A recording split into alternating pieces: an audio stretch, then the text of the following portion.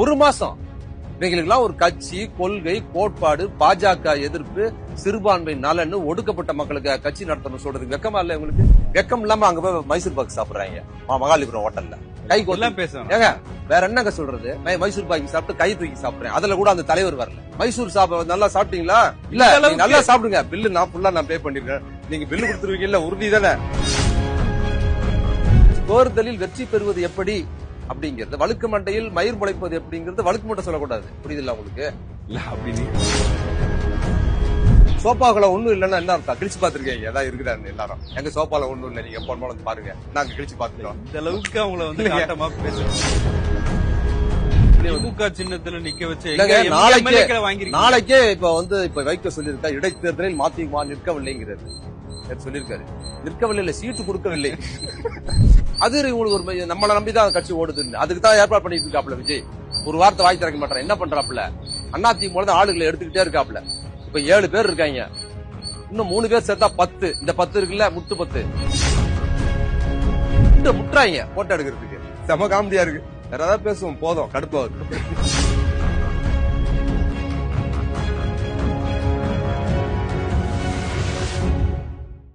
South beat அன்பு உறவுகளுக்கு வணக்கம். நான் பெலிக்ஸ் இன்பஒளி.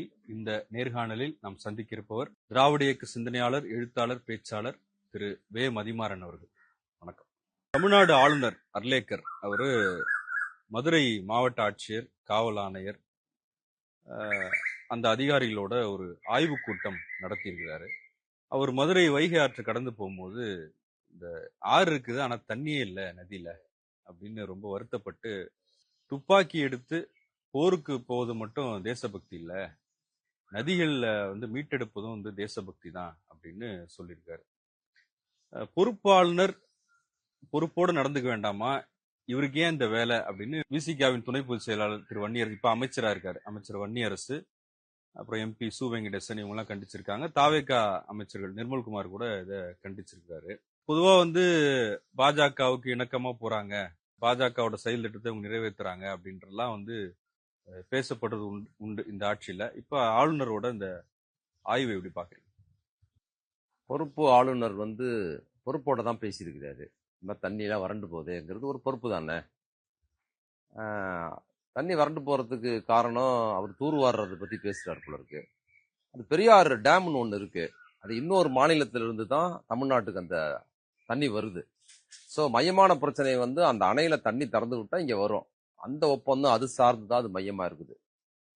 இருந்தாலும் அவர் தூர்வாடுறது, வாங்க எல்லாரும் மிலிட்டரிக்கு போறதுக்கு பதில் இங்க வாங்கன்னு சொல்றதெல்லாம் ஒரு சமூக அக்கறை சார்ந்து பேச. நீங்க செய்யலன்னா ஆளுநர் மாளிகை செய்யும்.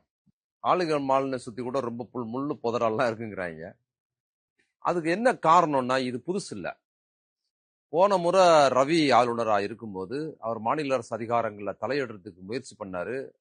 அன்னைக்கு இருந்த திராவிட முன்னேற்ற கழக திராவிட மாடல் அரசு தளபதி ஸ்டாலின் தலைமையிலான அரசோட கடுமையான எதிர்ப்பின் காரணமாக அவர் ஒன்றும் பண்ண முடியல. ஆனா அதுக்கு முன்னால பன்வாரிலால் புரோஹித் இருந்தார், எடப்பாடி பழனிசாமி இருக்கும்போது. அவர் இதெல்லாம் பண்ணாரு. அவர் அதிகாரிகளை பார்ப்பாரு, ரோடு குப்பையா இருக்குது வாங்க பெருக்கலாம் அன்னு பெருக்குவாரு. எல்லா வேலையும் அவர் பார்த்தாரு. ஏன் அன்னைக்கு பார்த்தாரு? ஏன் ஆளுநர் ரவி ரொம்ப கடுமையான எதிர்ப்பு திமுக அரசுக்கும் ஆளுநருக்கும் இருக்கும்போது கூட ஏன் ஆளுநர் ரவி பார்க்கல? இன்னைக்கு இருக்கிற ஆளுநர் ஏன் அதை பாக்குறாரு அப்படின்னா அதுக்கு ஒரு காரணம் இருக்கு. அன்னைக்கே எடப்பாடி பழனிசாமி இருக்கும்போது பன்வாரிலால் புரோஹித் ஏன் பார்த்தாருன்னா, இது நம்ம கவர்மெண்ட் அப்படிங்கிற உரிமை அவர்கிட்ட இருந்தது. அதனால என்ன பண்ணாருன்னா, நாமளும் ஒரு அமைச்சர் மாதிரி தானே அப்படின்னு அவர் இறங்கி வேலை பார்த்தாரு. அன்னைக்கு இருந்த அரசுல பெருசா அதை கண்டுக்கவும் இல்லை. நமக்கு இணக்கமான அரசுங்கிறதுனால அவங்க பெருசா எடுக்கல. ஆனா அன்னைக்கு யார் அதை கண்டிச்சதுன்னா, அன்னைக்கு எதிர்கட்சி தலைவராக இருந்த ஸ்டாலின் அவர்கள் தான் பன்வாரி புரோஹித்துக்கு எதிரான கடுமையான போராட்டங்கள் நடத்தினார். ஏன்னா அன்னைக்கு அதிமுக அரசு, எடப்பாடி பழனிசாமி முதலமைச்சர், அவர் அதிகாரத்துலதான் அவர் தலையிடுறாரு. இவர் எதிர்கட்சி தலைவரா இவர் அமைதியா இருக்கலாம். அப்படி இல்லைன்னு சொன்னா எடப்பாடி பழனிசாமி மேல ஊழல் குற்றச்சாட்டுக்கு கரப்ஷன் சொல்லி போய் பன்வாரில் புரோஹித்துக்கிட்ட மனு கொடுத்துட்டு வர்றாரு. ஆதாரத்தோட எல்லாம் வந்திருக்குதுன்னு கொடுத்துட்டு வந்தவர் தான், இந்த அரசு ஊழலா இருக்குதுன்னு சொல்லி கொடுத்துட்டு வந்தவர் தான் பன்வாரிலால் புரோஹித்துக்கு எதிராக போராட்டத்தை நடத்துறாரு. ஏன்னா திராவிட முன்னேற்ற கழகங்கிற கட்சி மாநில சுயாட்சிக்காக உருவாக்கப்பட்ட ஒரு கட்சி. மாநில உரிமைகளுக்காக, மத்தியில் கூட்டாட்சி, மாநிலத்தில் சுயாட்சின்னு மாநில உரிமைகளுக்காக உருவாக்கின கட்சி. அப்ப மாநில உரிமைகள் பறிக்கப்படும் போது அங்க ஆட்சியில திமுக இருக்குதா அண்ணா திமுக இருக்குதாங்கிறது பிரச்சனை இல்லை.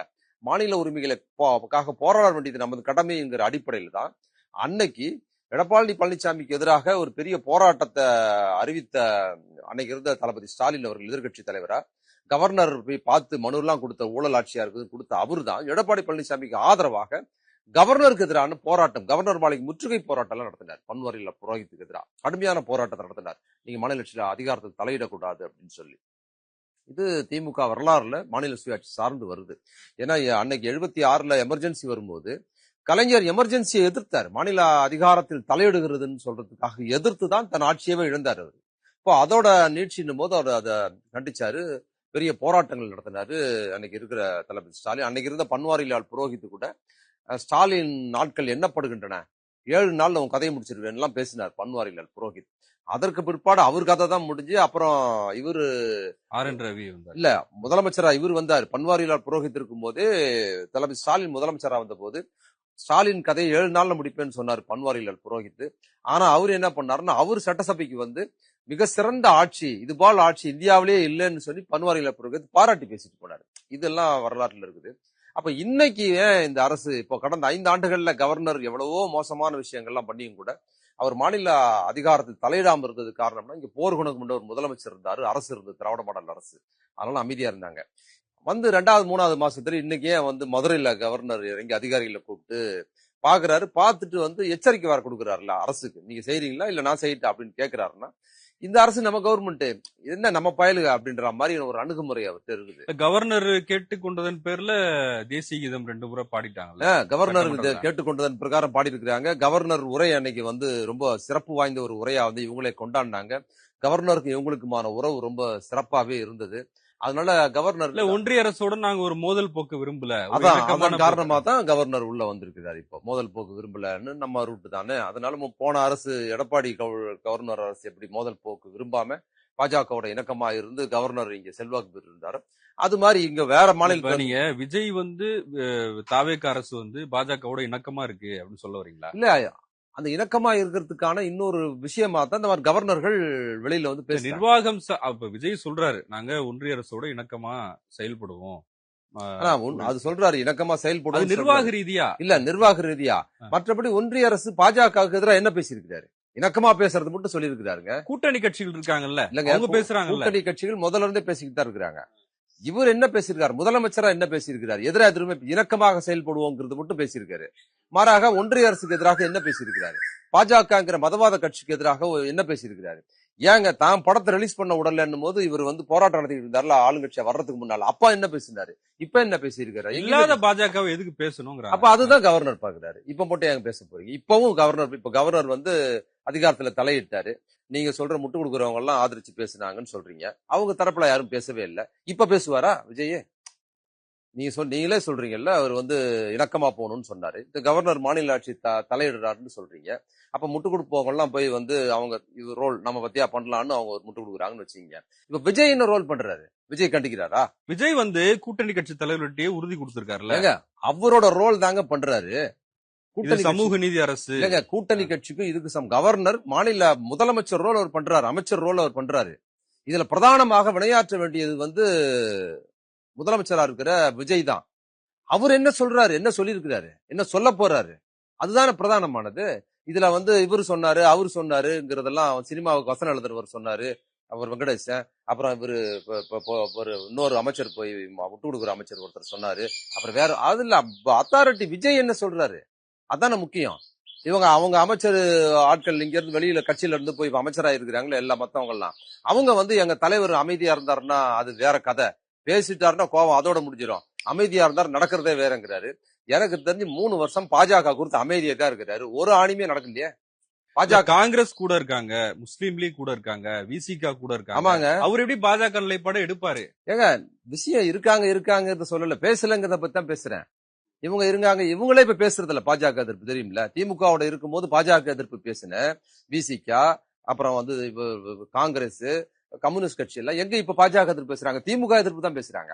எங்களை திட்டாங்க, எங்களை கூப்பிட்டாங்க, அண்ணா திமுக ஒண்ணு சேர்ந்து பேசுனாங்க தான் பேசுறாங்களே தவிர இந்த 2 மாசத்துல பாஜக எதிர்ப்பு தான், பாஜக உள்ள வந்துடக்கூடாதுன்னு தான் நாங்க விஜயை தாங்கி பிடிக்கிறோம்னு சொன்னவங்க யாரும் பாஜக எதிர்ப்பை பேசுறது இல்லை. இது வரைக்கும் எங்க பேசிட்டு இருக்காங்க சொல்லுங்க? எந்த தலைவர் பேசியிருக்கிறாங்க? விஜய் விடுங்க, விஜய் மாதிரியே மாட்டாங்க அவங்க. அதுல சிபிஎம் சண்முகம் இருக்காருல்ல, அவர் தன்னை விஜயவே கருதுறாருங்க. அவங்க அமைச்சரவையிலே இடம் இல்லைங்க, அது இல்ல, அவர் தன்னை ஒரு விஜய் மாதிரி ஒரு பெரிய மாஸ் லீடரா கருதுறாரு சண்முகம். அவர் பேசுற கருத்துக்கள், அறிவுரைகள் எல்லாம் பாருங்க திமுகவுக்கு. திமுக ஏன் தோற்றது தெரியுமா? இதனால தான்ங்கிறாரு. அவர் என்னமோ இங்க 35, நான் என்ன சொல்றேன்னா, அவர் என்ன 35% ஓட்டு வாங்கி 107 சீட்டு அவர் ஜெயிச்ச மாதிரி நினைச்சுக்கிட்டு இருக்காரு. அவரு ஜெயிச்சது 2 சீட்டு, அதுவும் திமுக தயவுல தான் ஜெயிச்சிருக்காரு. தனியா நின்னாங்கன்னா யாரு நின்னாலும் அவங்களோட கீழே வாங்குவார். புதுசா ஒருத்த கட்சி ஆரம்பிச்சு நிக்கிறாங்கன்னு வச்சுங்களேன், அவங்களோட கீழே வாங்குவார். சீமான் எல்லாத்துக்கும் டெபாசிட்டுக்கு கீழே வாங்குற ஒரு கட்சி, தேர்தல் அரசியல் கட்சி சிபிஎம். அதோட கட்சி தான் சண்முகம். தேர்தலுக்கு முன்னாடி அவங்க கூட தானே கூட்டணி இல்லங்க, அதான் அவர்தான் அவங்களுக்கு நியாயப்படுத்துறாங்க. அவர் என்ன அறிவுரை கொடுக்குறாரு? திமுக ஏன் தோற்றது என்பதை கணிசல் எப்படி வெற்றி பெறணும் அவர் ஐடியா கொடுக்குறாரு. ஏங்க நீங்க அவர் என்ன கருதுறாருன்னா, சண்முகம் தன்னை விஜய் மாதிரியே ஃபீல் பண்றாரு. இந்த கவர்மெண்ட் நம்ம தான் நடக்குது, நம்ம தான் பண்றோம்னு சொல்லி மக்கள் செல்வாக்கு பெற்ற விஜயா தன்னை கருதிக்கிட்டு இப்ப என்ன பண்றாரு? விஜய் மாதிரியே அவர் விஜய் மாதிரி மாஸ் லீடர் மாதிரி கருத்துக்கள் சொல்லிட்டு இருக்காரு திமுக. அவர் ஒரு லீடர் தான். நீங்க லீடர்னா யாரு? எல்லாரும் தான் லீடர். யாரு லீடர் இல்லன்னா?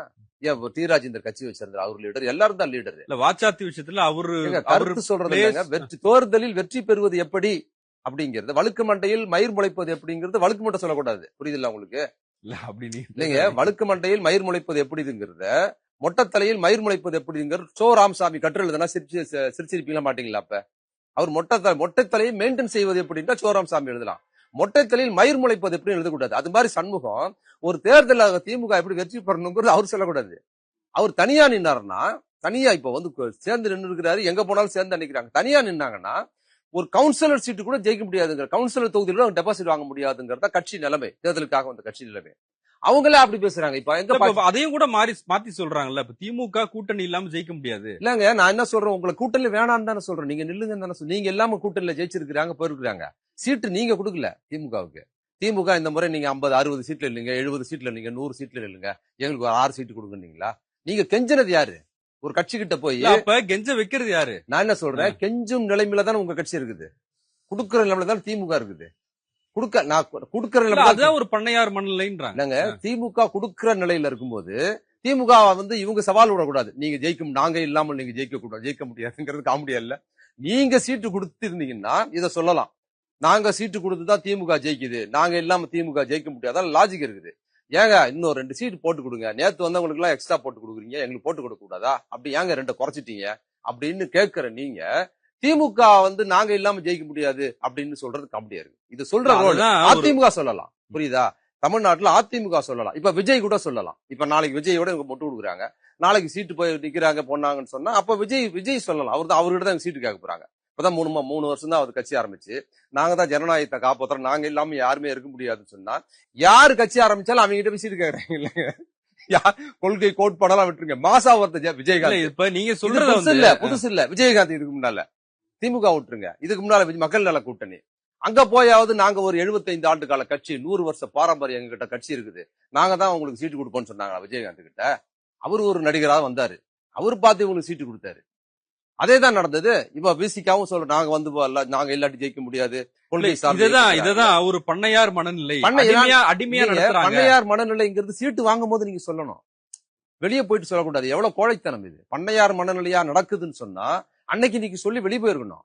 நீங்க ஒன்னும் பிழைப்புவாத கட்சி. வைகோ சொல்றாருல, அன்னைக்கு என்ன குற்றம் சாட்டுவாங்க, என்ன பழி சொல்லுவாங்க. அதாவது அவர் ஊழல் நடக்கிறத பாப்பாராமா, அப்போ கூட்டணி இருப்பாராமா, சதுர அடியில ஊழல் பண்றாங்களாமா, பாத்துக்கிட்டாரு. ஏங்க கேட்கலன்னு கேட்டா கூட்டணியில தர்மம் வாங்குறாரு.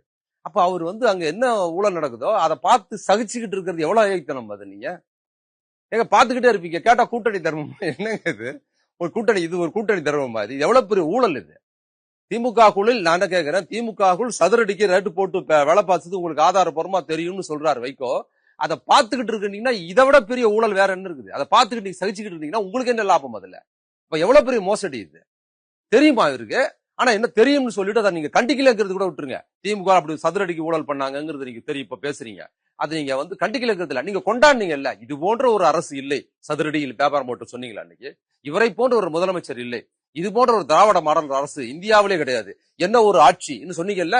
நீங்க சொல்லிக்கிட்டு இருக்கும்போது சதுரடியில் வித்ததுதான் சொல்றீங்க. இதுல யாரோட யோக்கியது அம்பலமாவது? வைகோட யோக்கிய 50ஆவது. சதுரடியில வித்தது உண்மையா இருந்தா இது போன்ற ஆட்சி இல்லைன்னு ஏன் சொன்னீங்க அன்னைக்கு? கண்டிக்கல இல்ல, நீங்க கண்டிக்க முடியல. கூட்டணியில எப்படி கண்டிக்க முடியுங்கிறது வேற, கண்டிக்க முடியல, கண்டிக்கலன்னு சொல்றீங்க. ஆனா நீங்க கொண்டாடுனீங்கல்ல, சதுரடியில் இவ்வளவு சதுரடி விக்கிறாங்கன்னு இப்பதான் நிம்மதியா இருக்கும்னு துரை வைக்க சொல்றாரு. ஏங்க அதாங்க இவங்க எல்லாமே அதுதான் சொல்றேன். துரை வைக்க இப்பதான் நிம்மதியா இருப்பேன்னு சொல்றாரு. ஏதாவது ஒண்ணு சொல்லுவாங்கல்ல, பீட ஒழிஞ்சது, பீட ஒளிஞ்சதுன்னு சொல்ல முடியாது. இவங்க தான் ஒளிஞ்சிருக்காங்க திமுக. திமுக இவங்களை வெளியேற்றல. இவங்க தான் திமுகவை தலைவர் ஸ்டாலின் வந்து அன்னைக்கு ஒரு கல்யாணத்துல பேசினாரு. நம்ம ஆர் ராசா அவர்கள் வச்சு வெளுவெளுன்னு விழுத்தார் கூட்டணி கட்சியில தனியாவே நிக்கலாம் அப்படின்னு சொன்ன போது கூட அவர் திருப்பி பதில் சொல்லும்போது, நான் இந்த கூட்டணி கட்சி யாரையும் நான் வெளியேற்றினது கிடையாது, கலைஞர் வெளியேற்ற சொல்ல மாட்டேன், அவங்களா போனாங்கன்னா போறதுதான் சொல்லியிருக்காரு. அப்ப பீடை ஒழிந்ததுன்னா இவர் தான் அது. திமுகவை விட்டு இந்த பீடை தான் ஒழிஞ்சது, அது கூட சொல்ல தெரியல பாருங்க. அந்த பீடையை விட்டு நாங்க வெளியே வந்துட்டோம்னு சொல்லணும். அவர் சொல்ற வசனம் தத்தியா இருக்காரு அவரு. நாஞ்சில் சம்பத் சொன்ன மாதிரி ஒண்ணுமே இல்ல. பீடை ஒழிந்ததான். ஒழிந்ததுன்னா என்னது, இவங்க தாங்க அதுல இருந்து ஒழிஞ்சு வெளியே வந்திருக்காங்க. அவங்களா வெளியேற்றினாங்க போகலாம் வேண்டாம்னு. யாரையுமே அவங்க வெளியேற்றல. இவங்களா ஒரு காரணம் சொன்னாங்க. எப்படி நாடகம் நடத்துறாங்க பாருங்க. விஜய் கட்சியோட மோசமா இருக்கிறாங்க இந்த ஆதரிக்கிறவங்க. நாங்க வந்து தலைவர் ஸ்டாலினை கேட்டுட்டு தான் முடிவு செய்வோம் நாங்க ஆரம்பத்துல சொன்னாங்களா இல்லையா. ஸ்டாலின் என்ன சொல்றோம் அதை கேட்டுதான் முடிவு செய்வோம்னு சொல்லிட்டு காலைல ஒருக்கா ஸ்டாலினை பாக்குறது, மத்தியானம் ஒருக்கா அவரை போய் பாக்குறது, அவர்கிட்ட கலந்து பேசுறது, சிபி அவர்கிட்ட கலந்து பேசி சொல்றோம் அப்படிங்கிறது என்னென்ன நாடகம் பேசினாங்க. ஒரு மாசம் இவங்களுக்கெல்லாம் ஒரு கட்சி, கொள்கை, கோட்பாடு, பாஜக எதிர்ப்பு, சிறுபான்மை நலன்னு ஒடுக்கப்பட்ட மக்களுக்கு கட்சி நடத்தணும் சொல்றதுக்கு வெக்கமா இல்ல இவங்களுக்கு. ஒரு மாசத்துல சொன்ன சொல்ல மாத்தி மாத்தி பேசுறாங்க. விஜய் குறித்து அபிப்பிராயத்தை விட்டுருங்க, இந்த கூட்டணியில் பங்கெடுப்பதற்கு இவங்க சொன்ன யோக்கியத்தை சொல்லுங்க. யாருக்காவது குறைந்தபட்ச நாணயம் இருக்கா உங்களுக்கு? விஜய் நல்லா அம்பலப்படுத்திருக்காரு. என்ன ஏங்க நான் இதுல வந்து என்ன சொன்னாங்க, நாங்க விஜயை ஆதரிக்கிறோமே தவிர திமுக கூட்டணியில தான் இருக்கிறோம்னு யார் சொன்னது? திமுக சொல்ல இவங்க தான் சொன்னாங்க. சொன்னாங்களா இல்லையா? எவ்வளவு அசிங்கமா இருக்கு பாருங்க இவங்க எல்லாம் பேசுறதுக்கு. நாங்க அதை வந்து ஆதரிக்க செய்வோம் தவிர என்றும் நாங்க திமுக கூட்டணியில் தான் இருக்கிறோம், அவர் கூட தான் இருக்கிறோம், நாங்க விஜய் கூட்டணி சொன்னாங்க. வெக்கம் இல்லாம அங்க போய் மைசூர் பாக்கு சாப்பிடுறாங்க மகாலிபுரம் ஹோட்டல்ல. கை கோலாம் பேசுறாங்க. ஏங்க வேற என்னங்க சொல்றது, மைசூர் பாக்கி சாப்பிட்டு கை தூக்கி சாப்பிடுறேன். அதுல கூட அந்த தலைவர் வரல. இவங்க கிட்ட கை கோக்கிறது கூட இவர் கூட இவங்க கூட கை கோத்து நிக்கிறது கூட விஜய் வரலங்க. மைசூர் நல்லா சாப்பிட்டீங்களா போங்க அப்படின்ட்டு பில்லு கொடுத்துறாங்க. இல்ல நல்லா சாப்பிடுங்க, பில்லு நான் ஃபுல்லா நான் பே பண்ணிருக்கேன், நீங்க பில்லு கொடுத்துருவீங்கல்ல உறுதி தானே, அப்ப நாங்க நல்லா சாப்பிடுறோம் சாப்பிட்டு போயிருக்காங்க. கை கோக்கிறது கூட வரலங்க. ஒரு தலைவர் ரொம்ப மலிவா இல்லங்க, மலிவா நடந்துக்கிறாங்க. எவ்வளவு பெரிய ஆட்கள் இவங்க. இல்ல இஸ்லாமியர்கள் இப்படி ஒரு, நான் என்ன சொல்றேன், இஸ்லாமியர்கள் இப்படி திமுக தலைவர் ஒரே ஒரு நாள் 1 மணி நேரம் என்னைக்காவது இவங்க அப்படி நடத்திருப்பாரா? ஒரு சாட்சி சொல்லுங்க. ஒவ்வொருத்தரையும் கூப்பிட்டு எப்ப போனாலும் அறிவாலயத்துல பாக்குறது, எப்ப போனாலும் கூட வச்சு பேசுறது எல்லா தலைவர்களும். மாணிக்கம் தாகூர் சொல்றாருல்ல, மாணிக்கம் தாகூர் யாரு? எங்களுக்கு மரியாதையே கிடைச்சிருக்கு. மாணிக்கம் தாகூருக்கு இப்ப மரியாதை கிடைக்குது. காங்கிரஸ்குள்ளார மாணிக்கம் தாகூர் ஒரு ஆரே கிடையாது. அவர் ஒரு நாடாளுமன்ற வேட்பாளர் இருந்தாரு. காங்கிரஸ் கட்சி தலைவராக பிரமுகராக அவர் இல்ல. காங்கிரஸ் கட்சி தலைவரா இருக்கிறவங்க எல்லாரும் அவரோட போயிருந்தாங்க. யார் பிரதிநிதியா அவங்க தான் போக முடியும். தாகூர் அங்க பிரதிநிதியா? எவ்வளவு முக்கியத்துவம் கொடுத்து எப்ப போனாலும் அன்னைக்கு தலைவர் ஸ்டாலினை வந்து கூட்டணி கட்சிக்காரர்கள் உரிமையோட பார்க்கணும். திமுக யாரும் பார்க்க முடியாது. இப்ப தொங்கணும் நம்ம எல்லாம் பார்க்கணும்னா அப்பாயின்மெண்ட் வாங்கணும், மத்தவங்க இவங்க எப்போ துதி பாயிண்ட் எப்போ போன்ல பேச முடியும், நேரில் போய் பார்க்க முடியும், எப்போ சந்திக்க முடியும், உட்காந்து பேச முடியும். எப்பவுமே அவர் இல்லாம 2ஆம் கட்ட தலைவர்களோடு இவங்க சந்திக்க வச்சதே இல்ல அவர் தலைவர். அப்படி இருந்த அவங்க இன்னைக்கு போய் ஒரு தலைவரை பார்க்க கூட முடியல, மைசூர் பாக்கு சாப்பிட்டு இவங்க அவரோட கை கோக்க முடியல. அதெல்லாம் இவங்க எவ்வளவு மோசமா பேசுறாங்க திமுக குறித்து. கொஞ்சம் குறைந்தபட்ச நாணயம் வேண்டாம். ஆனா இஸ்லாமியர்கள் வந்து இந்த அளவுக்கு ஒரு தலைவரை ஆதரிக்கிறாங்களான்ற ஆச்சரியமா இருக்கு விஜய அப்படின்னு காதர் மொய்தீன் சொல்லியிருக்காரு. காதர் மொய்தீன் தான் நான் சொல்றேன், சேர்த்துதான் அவர் சொல்றேன். அவர் என்ன சொன்னாருங்க, இதே விஜய் போன்ல பேசுறதுக்கு அப்புறம் ஒரு பேட்டி கொடுக்குறாருல்ல, போன்லயே பேசுறாரு. யாருக்கோ பத்திரிகையாளர் இருந்தார். எனக்கு வந்து விஜய்னு அவருக்கு பேர் வரல, தாவேகான்னு தமிழக வெற்றி கழகம் அது பேரு. ஆனா அவர் தமிழ்நாடு வெற்றி கழகத்தை சேர்ந்த அவரோட தலைவர் இழுக்கிறார். பக்கத்துல இருந்து விஜய்னு ஒருத்தர் சொல்றாங்க. அந்த வீடியோ இருக்கு பாருங்க, விஜய்னு ஒருத்தர் சொல்றாங்க. விஜய் பேர் அவருக்கு வரல, அவர் சினிமாலாம் பாக்குறவர் கிடையாது. விஜய் மாதிரி ஒரு மாஸ் நடிகரே அவருக்கு தெரியல. நீங்க என்ன பொலிட்டிஷியனா இருக்கிறாரு, விஜய் மாதிரி ஒரு பெரிய நடிகரா இருக்கிறாரு, இவ்வளவு செல்வாக்கு செலுத்துறாருங்கிற தெரியாத ஒரு அப்பாவியா ஒரு அரசியல் கட்சி நடத்திக்கிட்டு யாரோ சீட்டு கொடுக்க போறாங்க, யாரோ ஓட்டு போட போறாங்க, நம்ம எம்எல்ஏ ஆக போறாங்கிற மாதிரிதான் அவர் இருந்திருக்கிறார். விஜய் பேரே தெரியல அவருக்கு. அப்ப என்ன சொல்றாரு, விஜய் பேர் தேங்கி சொல்லிட்டு எனக்கு விஜய் பேசினாரு. ஆனா நான் சொல்லிட்டோம், நாங்கள் வந்து நேற்று ஸ்டாலினோடு இருந்தோம், இன்று ஸ்டாலினோடு இருப்போம், நாளை ஸ்டாலினோடு தான் இருப்போம், எதுவாக இருந்தாலும் அவரோட கலந்து பேசிதான் எடுப்போம்னு சொன்ன அவரு என்னென்ன பேசினாரு. அப்புறம் சோபா மாடல் சொன்னா கோச்சிக்கிறாங்கல்ல. திமுக அதிமுக சோபால ஒண்ணுமே கிடையாது, எங்க சோபால ஒண்ணுமே கிடையாது. நான் என்ன சொல்றேன், நீங்க எது சோபால ஒண்ணுமே கிடையாதுன்னா சோபா வந்த பிறகு கிழிச்சு பாத்துருப்பாங்க போல, சரசரன்னு எல்லாம் இருக்குதுன்னு. வாடகை சோபான்னு சொல்லிட்டு வாடகை சோபா இல்லங்க, சோபாக்குள்ள ஒண்ணும் இல்லன்னா என்ன அர்த்தம், கிழிச்சு பாத்துருக்கீங்க ஏதாவது இருக்குதான்னு எல்லாரும். எங்க சோபால ஒண்ணும் இல்ல, நீங்க எப்போ வந்து பாருங்க, நாங்க கிழிச்சு பாத்துட்டோம். இந்த அளவுக்கு அவங்கள வந்து காட்டமா பேசணும் இல்லைங்க, காட்டா பொதுவா சொல்றேன். அவங்க பேசுறாங்க இல்லங்க, எவ்வளவு மோசமா பேசுறாங்க, எவ்வளவு இழிவா பேசுறாங்க. திமுகவும் அதிமுகவும் கூட்டணி வைக்க பேசிக்கிறாங்க, அது மட்டும் நியாயம். அதெல்லாம் அதெல்லாம் நீங்க ஏன் இன்னைக்கு பேசுறீங்க? அன்னைக்கு நீங்க கண்டிச்சீங்களா அத? நீங்க அப்படி ஒரு பேச்சுவார்த்தை இருக்குது உண்மையாக இருந்தால் வெளியில வந்து கண்டிச்சிட்டு அதுக்காக தான் வெளியே வரணும்னு சொன்னீங்களா? நீங்க சொன்னீங்களாங்க? அப்பவும் என்ன சொன்னீங்க? நாங்க இந்த கூட்டணியில தான் இருக்கிறோம். என்ன நாணயம் இருக்கு இவங்க கிட்ட? குறைந்தபட்ச நாணயம் இருக்கா? சிபிஎம், சிபிஐ, விசிக, ஐஎம்எல் கேக்குறேன் நான். அன்னைக்கு நீங்க இந்த காரணத்தை நீங்க சொன்னீங்களா? திமுக அதிமுகவும் சேர்ந்து கூட்டணி அன்னைக்கு பாக்குறாங்க, நான் கூட்டணி விட்டு வெளியேறணும் அன்னைக்கு நீங்க வந்திருக்கணும்ல சொல்லிட்டான். உங்க நேர்மையான ஆளா இருந்தா அதை சொல்லி வந்திருக்கணும். ஆனா அப்பவும் நீங்க திமுகவோட நாங்கள் இருக்கிறோம், அப்புறம் சதுரடி வித்தால் நாங்க திமுகவோட இருப்போம், அதிமுக எடப்பாடி முதலமைச்சர்கள் திமுகவோட தான் இருப்போம், நேற்று இருந்தோம், இன்று இருந்தோம், நாளை இருப்போம், திமுக தான் நாங்க கொள்கை கூட்டணி, விஜய் வெளியில இருந்தா ஆதரிப்போம் தானே சொன்னீங்க. இப்ப ஏன் சொல்றீங்க? அப்ப யாரு நாணயம் இல்லாத ஆளு? நீங்க நாணயம் இல்லாத ஆளு. அப்ப பிளக்குவாதியா இருக்கிறீங்க.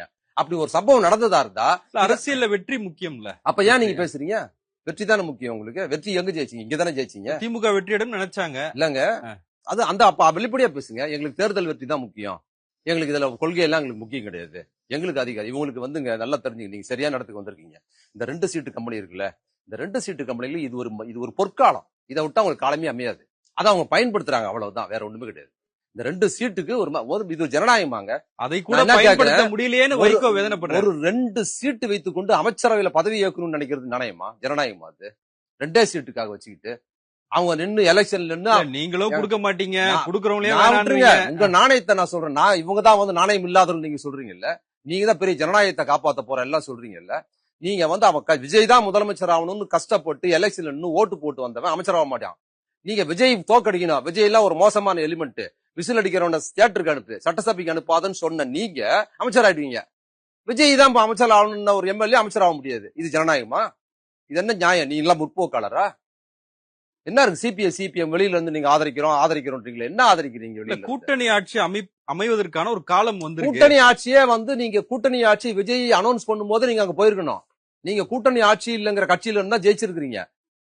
இல்ல போயிருந்தா நீங்க என்னென்ன பேசிருப்பீங்க? எங்க போறது போட இல்லைங்க. திமுக ஜெயிச்சிருந்தா இவங்க என்னென்ன பேசிருப்பாங்க?